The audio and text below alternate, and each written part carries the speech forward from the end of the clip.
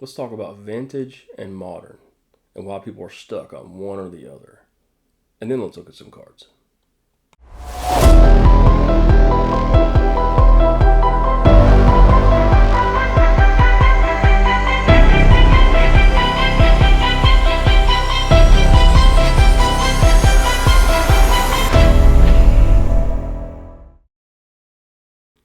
You're at one of those days that I double clicked record. Yeah, so part two of this episode. Okay, so I think what I did last time, the first thing I did was apologize. It's been a while since I've made a video. And I'm seeing the results of that now because, I messed up. I've had a lot going on. I've been out of town, been out of state, been having some health issues, and then I'm sick if you can't hear it in my voice now. So if I happen to cough, I don't go back and edit when I'm done, thankfully, because I would have been hostile mad. Anyway, so if I cough, I apologize. So yeah, been out of state, been a lot of things going on. Videos just, I haven't wanted to be honest with you.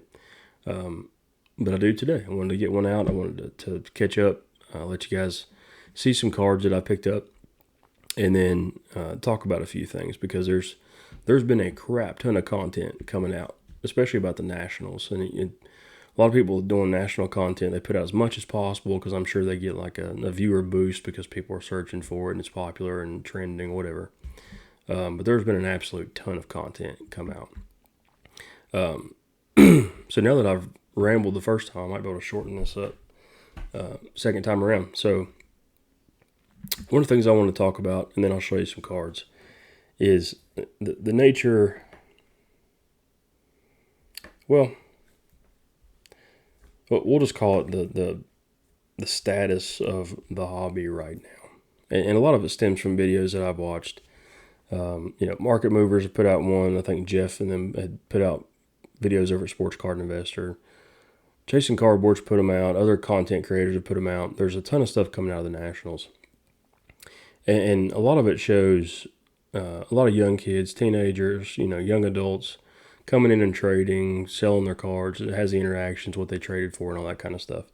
And Teapot, I don't remember his actual name, probably Tyler, with Market Movers, put out a video yesterday, today, sometime this week. And it showed an interaction between Jeff Wilson and his son. And they were looking at some cards on the table, and Jeff was trying to hint towards purchasing a Joe Montana rookie card. And his son's like, oh, no, that's trash. It's hideous. It's boring. I want to buy this. And I forget what it was, but it seems like it was a Josh Allen rookie Josh Allen fancy shiny card. And, Jeff's like, what, why would you pass up on a Joe Montana? I mean, it's beautiful. It started to hit me that I think one of the reasons, well, I'll say this. So this wasn't in my last edit of this video. I watched a video Mike Moynihan put out today or yesterday about the viewership, interactions, percentages and stuff from YouTube videos and that kind of thing. It's a baseball collector on YouTube. And I got to thinking, I was looking at Ty's numbers from Chasing Cardboard on interactions and those kind of things. And Ty's numbers are high. He gets a lot of interaction. He gets a lot of, big audience. He's not put out as many videos, way less than Sports Card Investor or anybody else. But I got to thinking, why is the interaction so high?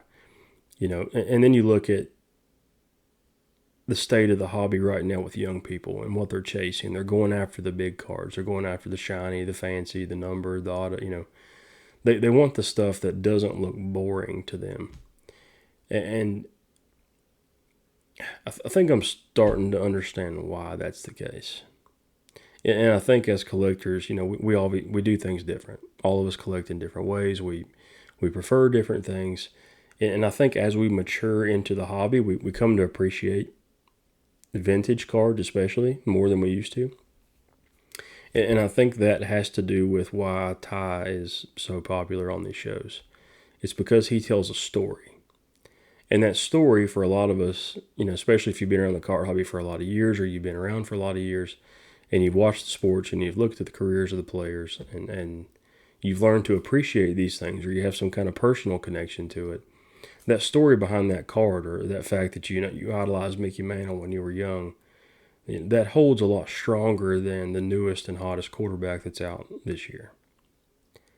But kids, especially young kids, teenagers, young adults, they've not had a chance to appreciate the careers in the game.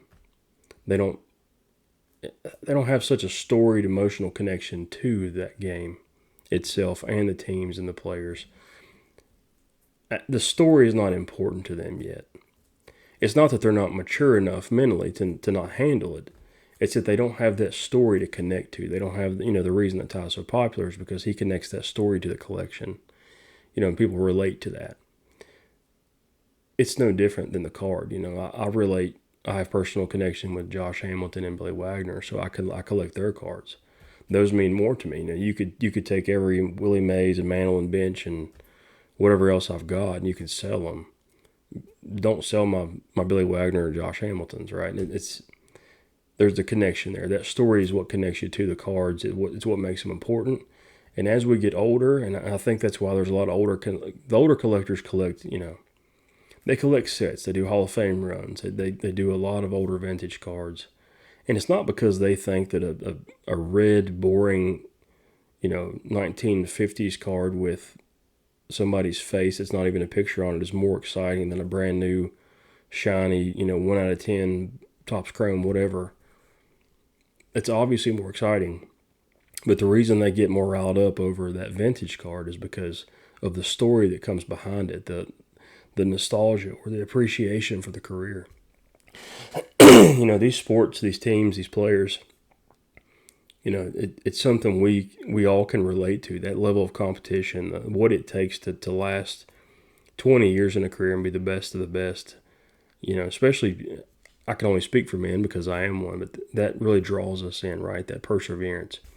And as we get older, we learn to appreciate the vintage card. So I think that's why over time people tend to gravitate as they get older towards vintage, because that's what you can appreciate the most.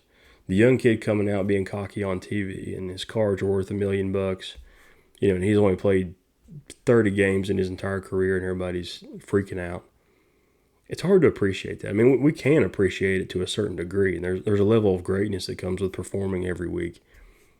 But it's not the same as being one of the greatest of all time, or having a storied career where you've put up tremendous numbers year after year after year, or being known for something iconic like a Jackie Robinson or a Pistol Pete, being known for something that's beyond just the game. So I think one of the things we can keep in mind, and that interaction between Jeff and his son reminded me of this, there's room for both, right? Because we can also appreciate, we still watch sports. If you're like me, if you collect, I still watch games. I can still go and purchase some raised, Wyatt Langford. I'm big on Wyatt Langford with Texas Rangers. I've got a lot of his cards. I'm still purchasing a lot of his cards. I think he's going to have a phenomenal career. And even if he doesn't, I really don't care. I'm following his career. I'm buying his cards. It's my way of supporting him in some way, shape, or form. I can't just go to Texas all the time and go to games. So, there's a way to do both. I collect vintage. I collect some modern. The issue I have, and the dangerous part, obviously, is the price of some of these packs. The price of the boxes have gotten insane. And it's very hard, if the entry level into sports card collecting is buying new product with new players. That used to be, today I opened a box of 1987 Topps. It's my favorite. It's the only set I'll probably, I think I'm 10 cards short. I probably have them somewhere, of completing the set, hand-pulled out of packs. I've never completed a set hand-pulling every card, and that is a big set. It's like 792 cards or something. So I'm trying to complete that one. I'm not a set collector. I'm not going to go back and try to collect every set all the way through. I like doing some Hall of Fame runs. I watch some guys on YouTube and look at the runs that they've done that look fun to me, and that's, I try to imitate that. I can't afford to go buy a brand new box of Topps Chrome all the time, and most people can't. I mean, it's a lot of money for those boxes. And so for me, for example, I'll use myself. My oldest son is 8 years old. My youngest is 5. And they're into Pokemon cards for the most part. And they try to appreciate baseball cards because they see dad, doing that. And it's not something I'm going to force. It's something I hope they learn to appreciate. And at the very least, I hope they learn enough to where if something happens to me, they know, hey, dad's collection has some nice stuff in it. It can help mom out if we sell it. Maybe they can help steer that, that direction. So I hope they get involved, but if they don't, that's fine. What I don't want to do is go buy a $600 box of cards and start ripping packs hoping to hit today's biggest player. Because next year he might end up on the injured list or in jail or whatever. And it's fun to chase these guys, but if you're chasing it just for fun to follow the sport, you don't need a 1 of 1. You don't need a 1 of 10. It's obviously your prerogative to do so if you want to buy one. I mean, that's fine. We all, at this point, there's so much content out there showing the investment numbers, and then it's going to go down. I mean, there's 1 or 2 players in a generation that the value's going to stay up. I don't even know if we know who those are yet, besides maybe Ohtani. So we can make up all the numbers and stuff we want to justify it's worth buying the boxes and all that kind of stuff, but it's not. And when I learned, when I was collecting back, mainly through the 90s, all through the junk wax era into 2000s, it got fancier. There was some, inserts and stuff they started putting in packs. But for the most part, it was just you get the player's card from each, Donruss, a Fleer, and Upper Deck, a Topps, and, score. And you just try to get a Nolan Ryan in each of those sets, right? It wasn't anything crazy or anything fancy until you get into the later the 90s. So it wasn't that exciting. So, but I know that at 10 years old, if I was opening up packs of cards that had, when the Fleer Metal Universe stuff come out, or the Skybox, man, those cards were awesome. And still, I still to this day, even if it's a cheap card, I have trouble getting rid of it. It's a player nobody's ever heard of. If the design is awesome on those Skybox and the Fleer Metal Universe cards, I have a hard time turning those loose because it's like artwork to me. I mean, and I imagine that's how the young kids feel, young adults feel buying these modern cards is these things are like art. They're something that's important. I can hold in my hand and they're awesome. And I don't want to take that away from them. The price, that may do it all by itself, but let's pretend that it's affordable in the same price as a 32 count box of 1987 Topps, from back in the day, and you can open that many packs. If they were both the same and you can have 1 of each, I would have been chasing that fancy shiny card too, and so would everybody else. If you grew up in the 70s and those cards were available and they were affordable, you would have absolutely been running over to the store to buy a pack of cards to get the shiny fancy cards. I mean, it's just the way it is, right? So it's not that, people like to draw a hard line and say, well, vintage is best and you shouldn't collect modern. And, there's this big, almost like a civil war between the two. And Teapot on Market Movers made the point that, as we progress, he's worried about the values of a lot of the vintage cards and the junk wax cards because, as new collectors come on, they're not going to be excited about those anymore. And the higher tier of players, obviously, those are going to stay where they are. I mean, they're going to continue to go up. But the mid to lower tier cards, they're going to drop. And his argument is as we progress and that generation gets older, that's all they're going to be interested in. But I also never hear him talk about the stories of the cards. I never hear him talk about the careers and the appreciation. And, he likes some boxing. He likes some, soccer and that kind of thing. He talks about the greatness of players back then. But I don't know that he ever played any of the sports. I don't know that he ever did any of those things. When you have that connection, when you have that story, it becomes more than that. It becomes a lot more than that. So I don't think that it's comparable. I think we can do both. I think that as young kids get older and they learn to appreciate the sport that they love, if they're huge football fans right now, but they're 10 years old, 15 years from now, they're going to look back and be like, Jerry Rice was awesome. And Joe Montana rookie card, like that's one of the greatest of all time. And I can go by his rookie card. It progresses into that because of the appreciation. So it's not that I don't think people dislike vintage, and some of it is hideous, it's ugly, but you really don't care because you appreciate the career of those people. So the point of what I'm saying is, based on all the content, based on watching the people, watching young people at card shows and stuff I go to, let's try not to give them such a hard time. People collect in different ways. I bought I traded for a plate today, like a ceramic gold Johnny Bench plate. I don't know what I'm gonna do with it. I don't know. I thought it was cool at the time. Traded a Pokemon card today when I stopped in at lunch, and I don't think I've done this on this video. So, getting ready to show you some cards. Before I do, just remember these kids are chasing the same things we would chase if we were kids right now. And as they get older, we have an opportunity to introduce them into vintage and into some of the greater cards, and progress their collecting style. So let's not draw hard lines and say, hey, vintage is the only way to go, or, screw the modern stuff. And it's important to them, it's cool to them, and it would have been cool to us if we were born now too. So let's take it as an opportunity to say, hey, there's new people coming into the hobby every single day, and they appreciate cards and the sports just like we do. And when they get older and they're able to understand just how awesome Mickey Mantle was or Jackie Robinson, we can say, hey, here's the story. Here's what this guy did. And this is why we collect their cards. They're not on TV anymore, but it's because of the story. We want a piece of that. It's history. It's baseball history.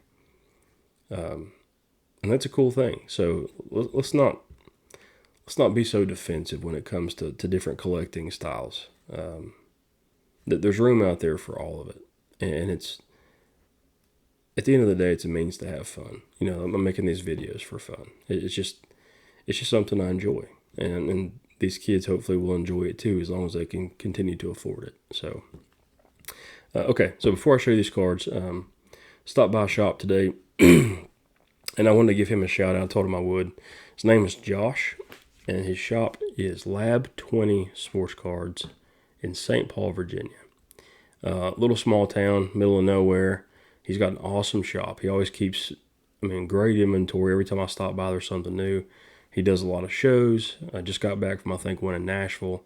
Was unpacking his inventory. He packed the store and went to Nashville and was unpacking his inventory. And I got first look at, the stuff he was pulling out of the Pelican cases he had just gotten. But he's fair. And he's fair on both sides. He's fair with what he expects of you price-wise. And he also gives you, a fair price for your cards.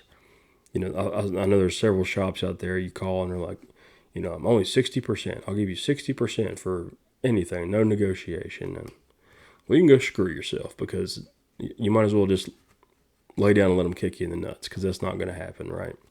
So I'm not going to say what margin he uses, because he's a business. He obviously uses that to negotiate, but I will say he's absolutely fair. And he leaves room for you as well.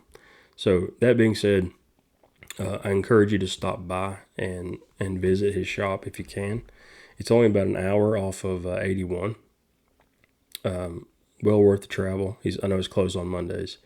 So especially anybody around Tennessee or Virginia and around the Tri-Cities area, it's worth the stop. It's my shop. It's where I travel there an hour just to go there. Okay, so on his social media platforms, it is at Lab20Cards, LAB20, the number. cards on all social platforms, and his website's lab20cards.com. I'm not sure what all he has on there yet. I haven't had a chance to go by there today to the socials and the website, but I'm sure he's got information on some of the stuff he's got. Awesome shop, awesome guy. We're becoming pretty good, acquaintances, getting to know each other in the hobby, and a lot of good conversation, stuff like that. So I wanted to give him a shout out. I encourage you, but he does have a lot of vintage stuff and modern stuff. I mean, there's a huge selection. Pokemon, I mean,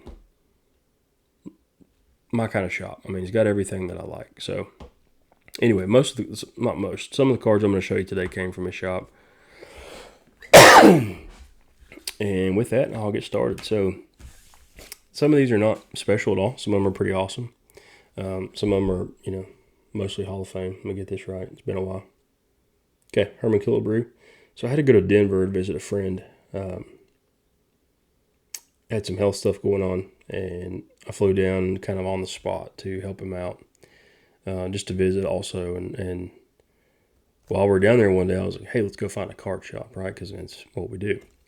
And so he came in, and he's kind of overwhelmed.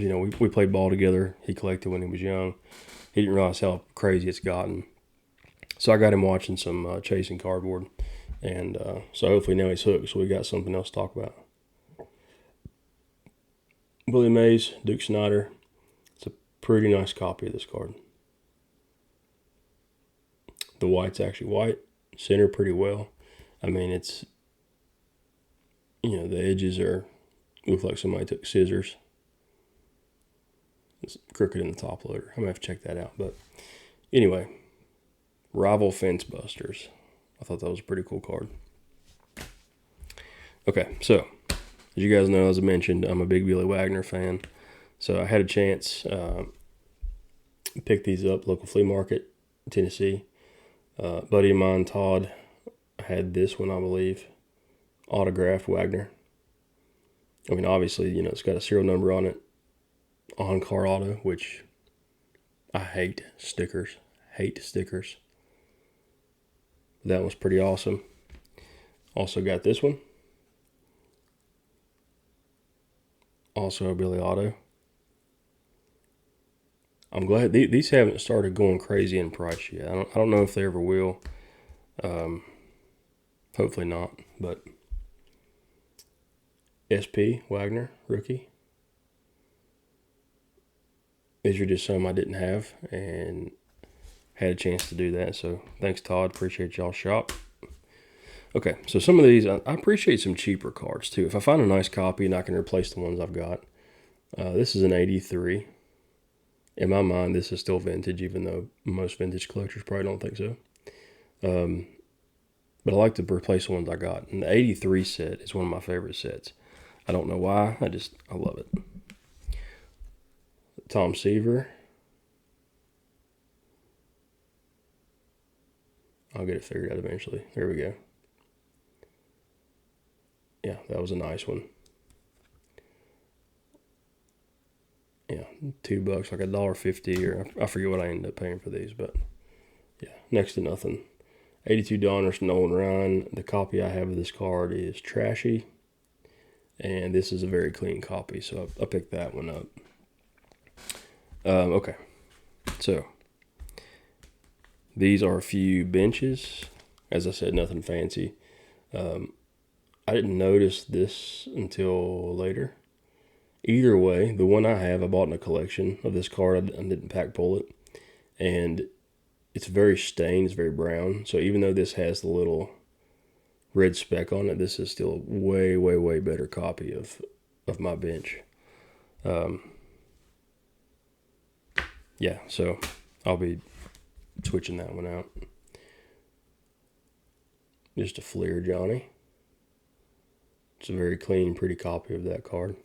I think I'm going to go through and try to do the full run of Johnny Bench. I don't know if I'm going to stop at a certain year.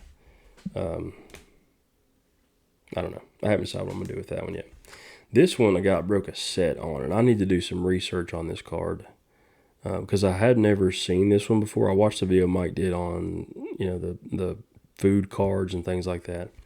And this is a set. It's 1981. I think it says 81. Yeah. 1981 Kellogg's 3D Superstars. And this is a really cool card. I haven't seen many of the Kellogg's cards that kind of jump out at me. It looks, these things pop off. You can see the tabs up on the top. But this is a really awesome card. And they actually gave that one to me. That was a gift. Really appreciated that one because that's definitely something I wouldn't have known to look up or didn't know existed unless they showed it to me. Okay, so this one I didn't notice it was a sticker. I should have known because it's Adonis, but Palmero, I love his career. Went to Texas, All-Star. He's a good player. The only thing I also didn't notice, if I can get to focus, you can see where the auto cuts off on the sticker. He signed above the sticker. They put the sticker on the card, and now there's just a hard line on the autograph, and that drives me crazy. I don't even know how you grade autographs.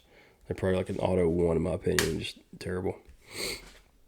Okay, so I picked this one up in somewhere. This might have been Denver. Old Bert. This is his rookie card. The earliest card that I can find, I don't think there was a previous rookie to this. I think his Gold Cup is the actual rookie card. He's not a Hall of Famer shortstop, but he had a good career in my opinion. Yeah, I liked Bert. So that's a very clean card, very nice condition card. I may grade that one because of what I've got into it. I got to look up the values and see, but okay. So here's one basketball card, and I'll go to the graded ones. Pete Maravich. I mean, how can you go wrong with Pete? This is kind of in those mix where the cards got huge and then got small. It's a 1977 Topps card, and I have some Jerry West. I collect them because I'm from West Virginia, but I don't think I've had a Pete Maravich card, and I spotted it today, and I had to have it because I mean, who doesn't want Pistol Pete, right? Okay, so now I'll go to my graded ones. I don't even know where to start here. These are pretty cool ones. I'll start with old Pete. So picked this one up in a trade. I may have showed this one before, I'm not sure. Maybe not. I think I just got this one recently. So Pete Rose 5.5. It's off center left to right a little bit, but it's a very clean card. The surface is very good on it. Yeah, I mean, how can you go wrong with Pete Rose, right? Just a pretty card. So that's the 73.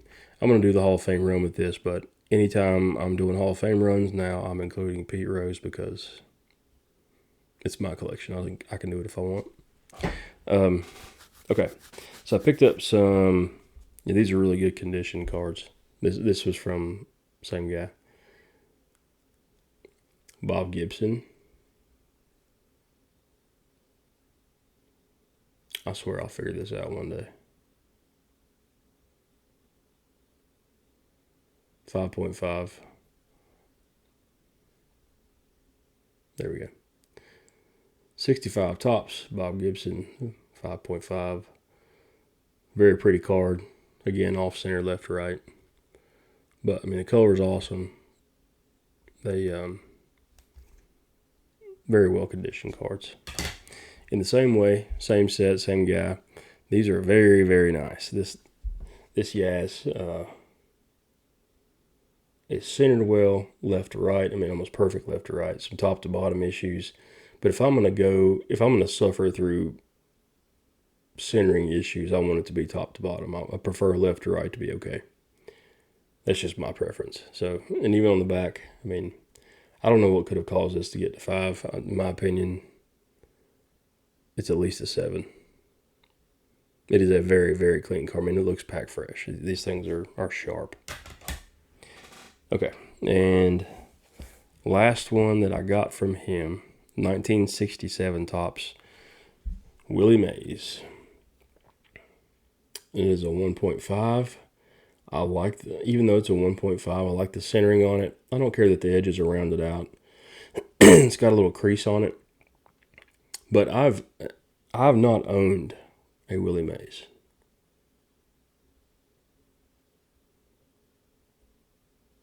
I thought that one was pretty cool. Yeah, I was very happy with that card. Okay, I got two more. These I picked up today in the trade. And they're pretty awesome. So this is a 1960 Topps Stan Musial. It is a very clean card. The surfaces on these things are sharp. Corners are nice. Surface is nice. There's obviously some little centering issues favoring the bottom right corner. But man, it's a very nice Stan the Man card. I don't have too many Cardinals that I've ever rooted for or liked. Stan's definitely one of those. Okay, and this card, this is my favorite one that I've gotten. So it's very, very nice. It looks like it just got pulled out of a pack. Centering top to bottom. I mean, it's not centered on the card that great. But man, the quality, the color, I mean, it pops. It looks like it's a card printed out of today. And I had this card as a kid when I was younger. But it was the reprint, like the Archives card. And I kept that thing forever. And I actually don't know what happened. It's probably in my shelf somewhere in a box. But I've always wanted this card. I mean, there's some better Hank Aaron's out there. But for some reason, I like this picture. I just thought it was an awesome card. 69 Topps is not my favorite set by any means, but I just like this one. And SGC 5, pretty good grade on it. That's definitely a keeper. That goes in the collection for a very long time, unless my kids decide to sell it or things fall on hard times. So anyway, that's what I've got. Those are some of the recent ones. I've got some more, but I'm not sure what I did with them. Those are the big ones anyway. So again, appreciate you guys stopping by. That's a long video today. I guess I felt long-winded after the first mess up. So appreciate you guys continuing to watch the videos, those of you who do. I'll try to remember this again next time. Please like and subscribe if you wouldn't mind. If there's anything in here that you feel could go to new collectors or existing collectors to encourage them to kind of open their minds up to both vintage and modern at the same time, feel free to share the video. If there's any questions, leave a comment. And I love the interaction. Those are the comments that I do get. And I'll try to be more frequent as I move forward and get some more time putting some content out. Like I said, I do it for fun, but I need to be more consistent with it as well, just to make sure that I'm getting some stuff out there. So thanks again, and we'll catch you guys on the next one. See you guys.